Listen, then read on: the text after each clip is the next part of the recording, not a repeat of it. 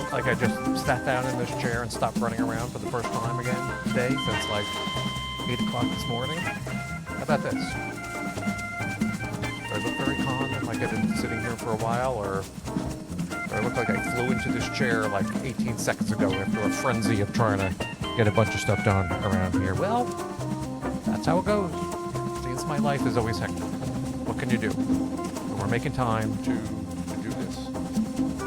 So, happy Halloween. I know you're listening to this after Halloween, but it's Halloween today, and it's 85 degrees, and tomorrow's November. And today, again, I was out in the forest doing my exercise, again, sweating, the sun is down, there's dragonflies flying all over the place, and bugs flying all over the place, and it's warm, and it's like it's hot, and I'm like, oh, I don't want to sweat. And I was sweating. And I'm like, geez, the air conditioning's on. Come home, the air conditioning's on. And that's what's going on. And then celebration of Halloween. Oh, I hope this is melted, or it's not melted. I have my little, it's not going to focus, but my little Hershey Mr. Goodbar Mini that I bought like a week ago, because I don't get trick-or-treaters where I am, but I buy like a bag or two of Halloween candy. I opened the little Hershey Minis, and I was eating a couple of these. Like a mouth. I'm talking to you with a mouthful. In the grocery store, even though I know I don't get trick-or-treaters here, I think, oh, get another bag of candy just in case, mental case. Going to where the Halloween candy is, and it's all gone already. Everything's gone. And it's all Christmas stuff now, and they're ready. Like, geez, grocery store people work fast. A couple of days ago, it's nothing but Halloween candy. Now everything's wiped out, and everything is Santa Claus. So Merry Christmas, I guess, if you're in the grocery store world. Boy, those people don't wait a second. Now, yeah, looking over at the thermometer, we're cruising at 87 for today on Halloween. So it's a warm day outside. Gotta love this global warming. But it's not good for my outdoor activities. It makes me very, very hot. And I'm drinking like all these rehydration beverages that I buy for my walks that I used to not like, but now I drink more of. I don't even know what this is, but zero sugar and stuff like that. Just mostly electrolytes and salt because I work out so much. But now I'm going to be parched again like always. But here we go. Here we are. Thanks for stopping in. Thanks for stopping by. And my name is Michael. And you may know I'm a woman's boudoir photographer from New Jersey. Been working with women 15 years or so now, hundreds and hundreds of women. And we do this little show to answer questions people may have about boudoir photography and the boudoir photography process, because as we've seen, it's a wacky and wild world out there, and often things aren't quite what they appear to be at first glance. So you have to be prepared. You have to be ready for these crazy boudoir photographers. And so we do a little bit of show to answer questions people may have, because we want everybody to have a safe, smooth experience and walk away with having amazing photos and a good time. And it's very simple to not have that if you are not putting in your work. So we're here to make it smoother, easier, better, and to, give you some good information about the process and learn a few things as you're going along. So that's what we're doing. And every week we try to answer a question, and knowing me, it could be anywhere from 5 minutes to 30 minutes of me yapping about this subject, depending on how much it drives me crazy and how much you need to know about that particular topic. So today, our topic is going to be, what should I know about the booking process when it comes to working with boudoir photographers? And I'm going to go through this a little bit step by step. I have a little bit of an outline, so you'll see me keep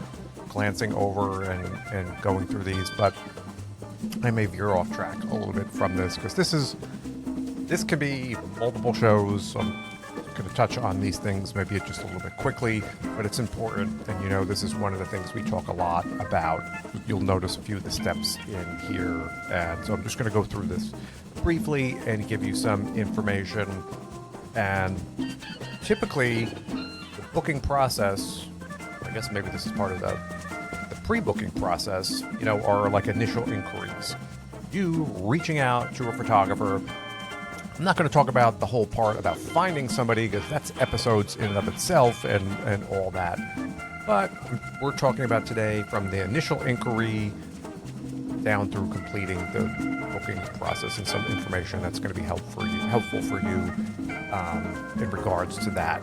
Because as you know, photographers are probably not going to make it super easy, and you're going to have some questions, and I want you to be sure of how that works. So, as always, if you found somebody, and I don't want to get into the whole bunch of questions that and I've have it in episodes before, a list of questions you should be asking every photographer before you even consider booking with them. I don't want to get into details with all those questions, and you could take a look back on a few episodes, and I think I have a link in there and a podcast or a blog post that lists all the questions. It's downloadable.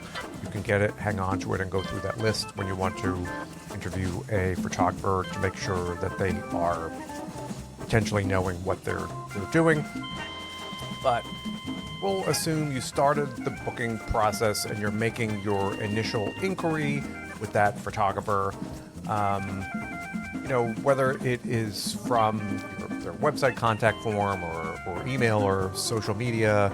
Initially you want to reach out to this person. I'm not going to go through all those steps again, but you want to ask about their experience, how long they've been a photographer, how they edit their photos, are they outsourcing their photos, what is their privacy policy, and on and on and on. There's a list of about 8 questions or so that you must ask every photographer.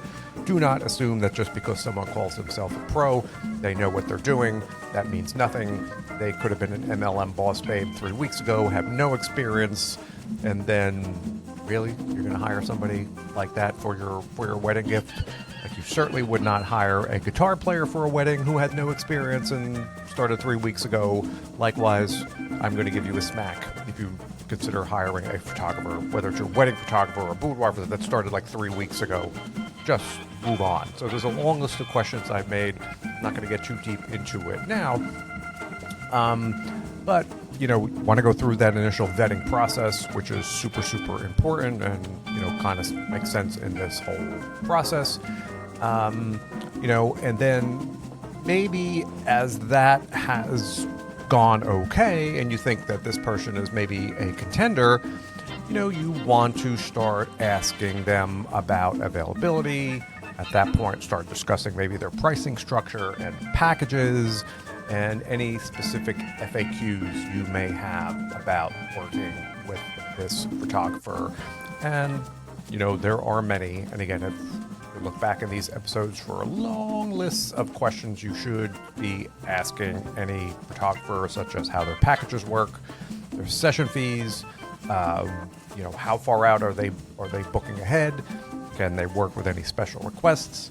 So if you have a particular idea in mind that you want to do in your session, making sure they can accommodate you or they are comfortable working with that type of material. Say if you want to do something a little bit more erotic, are they okay doing that? Don't assume they are, because some photographers are like, oh, I don't want to do that. And that's okay. They don't have to, but you don't want to book with somebody and find out on the session day they really are not comfortable doing the kind of photos that you want to do or videos. So that's kind of a waste of everybody's time. So that initial inquiry, we're going to go through all of these questions, and no need to make a decision at that moment. Get the person on the phone if possible. I always say go through your list and just thank them for their time, and then don't feel pressure to make a decision at that point, no matter what they're telling you. You're the boss. They're not the boss of the situation.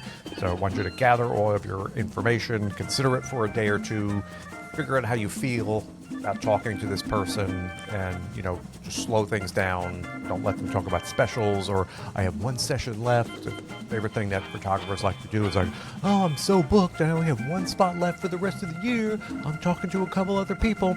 Oh, well, that's fine. There's plenty of other photographers out there. Then I'll go chat with them. Don't let them put that kind of pressure on you. And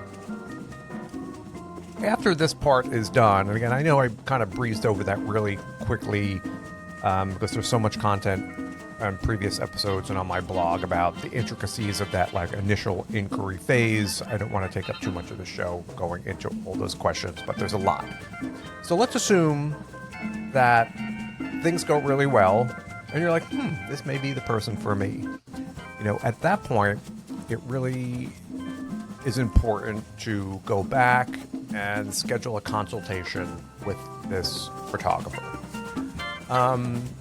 Preferably on video like Zoom or FaceTime. If there's somebody nearby, make an effort to meet them face to face if it's possible. I know it's not always possible. People are working, everybody's busy, I get it. Or on a phone where you can hear this photographer, hear their ideas, kind of see what's going on with them. You don't want to get with a crazy person, and make sure that you kind of get to know each other a bit. And the whole purpose of these consultations really isn't for the photographer. It's for you to make sure that you feel comfortable with the photographer. They should be happy to answer any questions that you want and schedule something like this for you. And a lot of women sort of want to bypass this whole process, which is really rolling the dice and taking a risk. I would highly recommend, especially in a case where you're handing over a lot of money to someone, you take time to chat with this photographer first. Because as I've repeated for the 1,000th time, just because someone calls themselves a pro, doesn't mean they have any idea what they're doing, run their business with any kind of regularity or structure. So talk to them. Make a few minutes out of your day and talk to the photographer. Discuss their comfort level, like I said, your session goals with them, what their style of photos are, and just chat about regular stuff, and what you do, just get a regular conversation going and get to know each other a little bit and see if you kind of vibing with this person or, the way that they talk makes you sound like you have confidence in what they're doing. Just have your radar kind of tuned in and, try to get an idea if this person is... Think of it like a date. Think of it like, you're looking to go out with somebody. When you're, eyeballing someone up, do I want to go out with this person? And you're kind of, getting an idea. And so you have to think of it sort of like that. Big thing, as I noted again, is talk about preferences and style, maybe a little bit about your outfit ideas, any concerns you may have. And, what I always like to stress in my consultations, or what you should do as a client going in, is talk about how they approach their sessions. Now, this is important. We did, again, a couple of episodes about this. Boudoir photographers have kind of lost their way over the past decade or so. And you think that it's my wedding, it's Christmas, we're going to go in for a fun gift, and that's what boudoir photography is. But a lot of photographers have taken this hard turn and turned boudoir photography into something very, very weird, and they have really just sucked the fun out of it.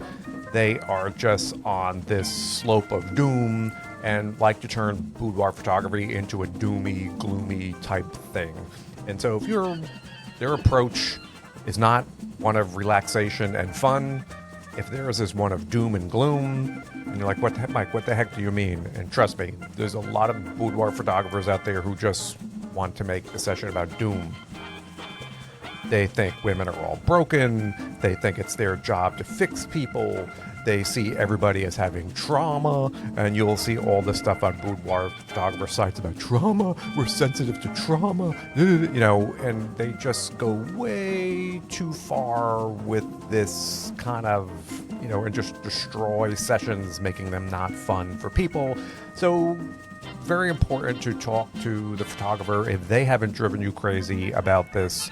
If you hear a lot of talk about healing, fixing, trauma, we're going to make you into a lot of this kind of talk, spiritual Sherpa kind of stuff, and you're really just looking for a cute gift, may not be the photographer you want to go and work with. Because odds are, if you're like looking for a fun wedding gift, and they're probably not going to turn it into a good time as far as the photographer goes. So talking to the photographer about their approach is very, very fun, or very, very important, because if you want a fun gift, you don't want to get with one of these doom and gloom boudoir photographers, and it's probably not going to be the best experience for you. So if you want fun, make sure they're about fun. If you want doom and gloom, great. Match up with someone who's a doom and gloomer, and everybody could be sort of miserable and healing together, and that's fine. Everybody has their place, but as clients, you're thinking this is fun, but not all boudoir photographers see it that way. They just, like I said, a big chunk of them have taken this hard turn into doom and gloom, and it's very bizarre. I don't want to get into that at this moment, but just make sure your photographer is kind of on the same wavelength and is talking about fun, cute gifts, having a good time, we laugh, because boudoir is about fun. I hate to break it to you, but it's about fun. So that's what it's about. And then let's just say that progresses, and you're like, cool, this is a man or woman I think I want to work with. Everything worked out. I want a cute gift. Their sessions are about fun. Timing works. Everything else works. And it comes to the part where you're going to be booking and putting your deposit down for your session. And discuss your dates.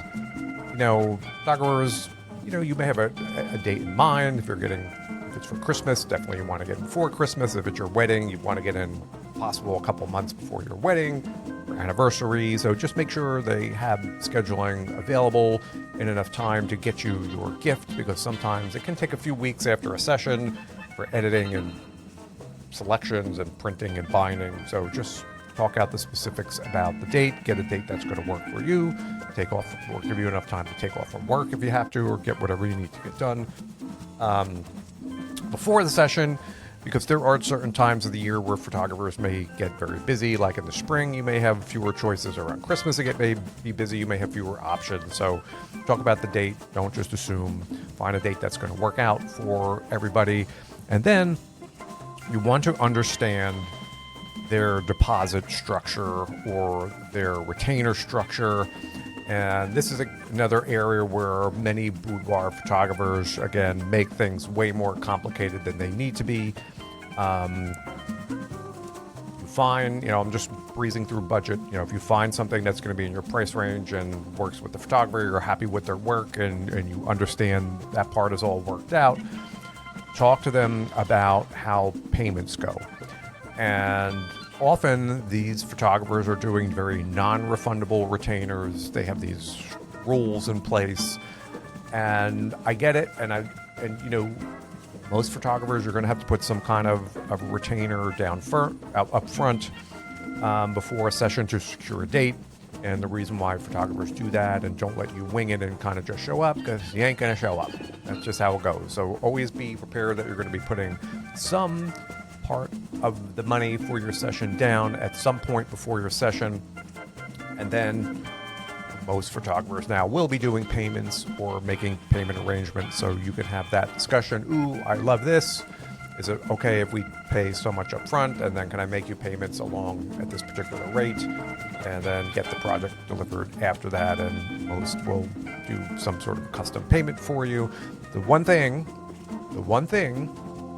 I want you to be very, very wary of, however, and we talked about this again an episode ago or two, if you're rolling into one of these faux boudoir photographers, who really are doing middling kind of work, you'll know a faux boudoir photographer when you see one, just because usually hopefully you're not winding up with one of them, because there'll be little to no experience ability, little to no editing ability, but yet what will stand out about these people is they will have $10,000 packages because I'm charging my worth.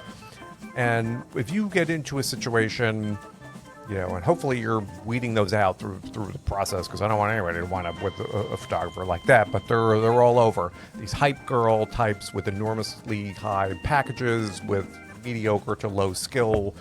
And the system that they may use more often than not are these prepayment plans where they want you to give them all of the money before your session date.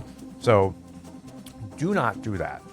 They're going to try to give you all kinds of perks and bonuses. You'll get free this and free that and upgrades and gems and tiers, and they make it, again, so ridiculously complicated that you can't even figure out what the hell they're talking about. But do not fork over thousands of dollars to any boudoir photographer or pay for an entire package before your session date. Do not. And if you want to know why, again, look back at episode or 2 of this show, and I get into detail about that.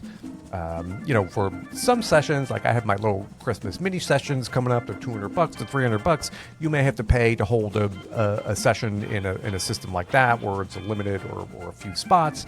That's one thing. What I'm talking about, if you're booking a full session and a photographer wants a heap of money before the session date and requires that you pay everything before a session date, be very, very, very wary of that.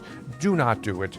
Always try to get some part or most of that to be done like after a session. You may not be getting any products delivered till your session is paid off, but they do this for a reason, and usually it's because when they're going to try to tell you such a great value and just give me $300 a week for 6 months, and before you know it, you've given them $5,000. You get into your session and you're like, that's it? That was a ripoff. That certainly wasn't worth it. And they know you're not going to pay. If they're trying to get you into a $5,000 package and you give them $500 up front and you go through that session and you're like, this wasn't anything special. This wasn't worth $5,000. They know you're not giving them that money after the session. So they're getting everything from you before the session because they know afterwards you're going to be like, that wasn't worth it, and you're not going to pay them at that point. So that's why you don't want to go ahead and on any kind of prepayment plan when it's an enormous amount of money, be giving photographers all of the session money up front. Just don't do it. If that's to say that's how it works, say thanks, I'll find somebody else. There's lots of photographers out there, like I said. And then lastly, in this booking part, just chat about what's included with what you're paying. What's covered by the session fee or the package. Photographers being wonky boudoir photographers, find out if they're putting some weird time limits on there, outfit limits on there, which should not be part of any standard boudoir session, something that is 20, 30-year-old idea that is way outdated. So get into the details of the specifics. Do not assume, again, with any boudoir photographer, because you do not want to show up and saying, well, your session was really only one bra, and if you want to put a second bra on, then we're going to have to charge you, and if I've just given you a bunch of money, you're going to charge me for a bra. Don't put that past any boudoir photographer. So chat about all these details, about particulars about timing, what's going on, how much time you have, what you're getting. Be careful for packages that may be inflated prices with items that you don't really want or need. So have these kind of discussions, exactly what you're paying for, find out who's editing the photos, how the process works afterwards, and don't feel that you're asking too many questions. Try not to leave anything up in the air, because again, boudoir being boudoir, you're going to be surprised to find out, again, they have all these wacky rules and stuff like that afterwards, and you just don't want to be caught on the short end of the stick after, finding out you just signed up for something that gives you like 2 digital images and everything else is just like extra because you didn't read some fine print in some package. You're like, what the hell am I going to do with 2 digital images? I just gave you $1,400. Yes, but I'm charging my worth.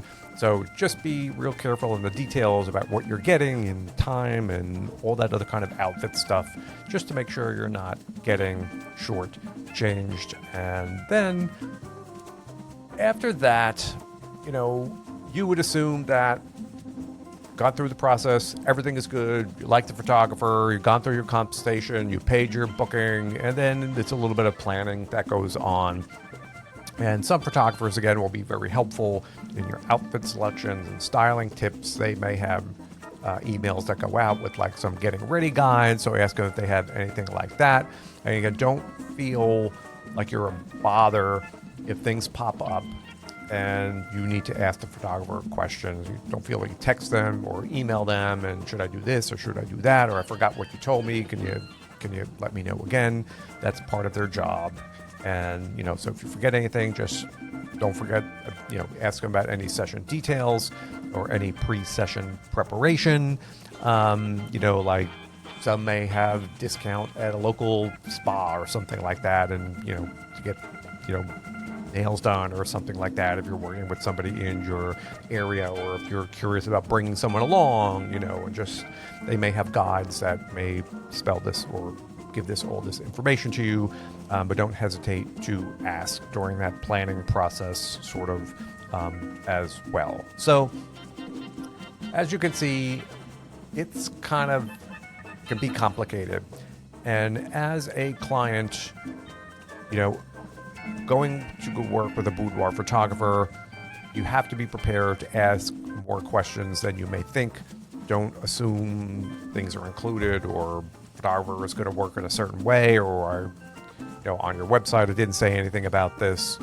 Photographers do all kinds of weird crap, especially boudoir photographers, and wonky packages and weird rules and certain number of outfits and weird upcharges and just very, very strange.